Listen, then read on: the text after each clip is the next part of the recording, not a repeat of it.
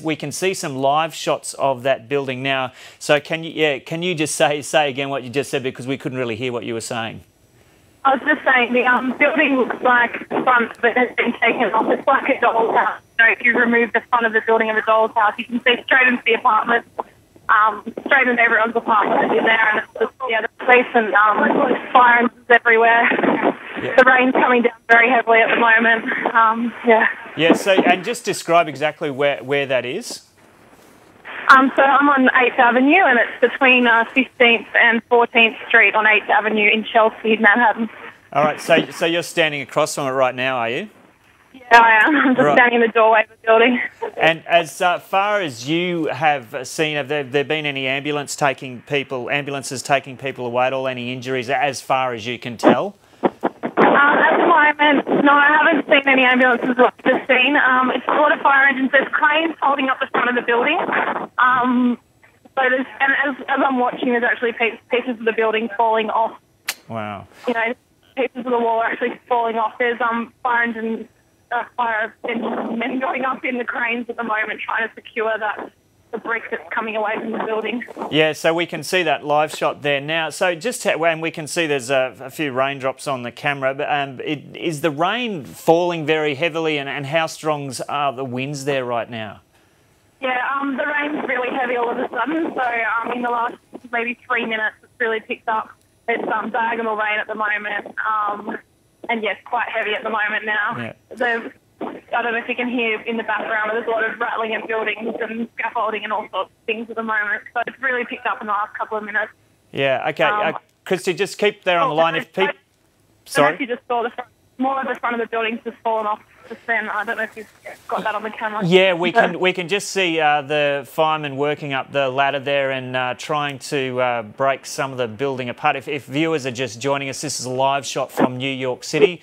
This is some of the first damage that we've seen from Hurricane Sandy. Presumably this is associated with Hurricane Sandy. There's been a fair bit of rain and wind in New York City. We've got Kristi Maroc on the phone with us, who's an Australian resident there in New York City. Kristi, have you actually left where you usually live in New York City because of evacuation orders, or are you in an area which will be okay?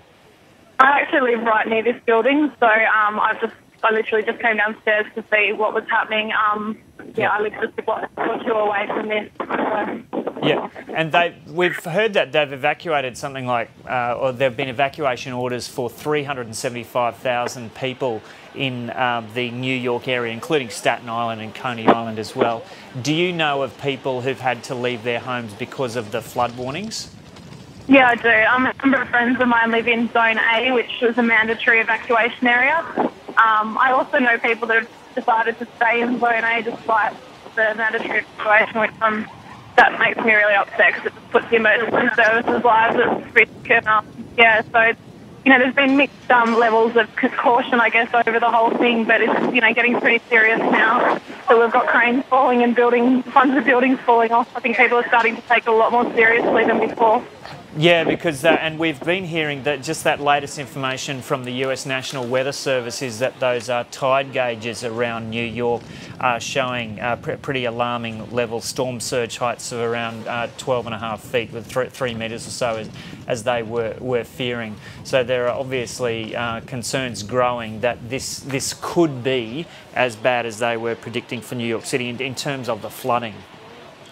Yeah, to me it's become more and more apparent as the last number of hours have gone on, or even the last couple of days. This was more serious than everyone sort of took it for originally. Yeah.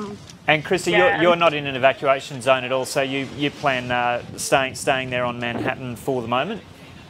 Yeah, I'm going to head back to my apartment in a minute and bunker down for the evening. So I'm in an older building as well, similar to this building that's just fall off. So hopefully I don't have a similar situation.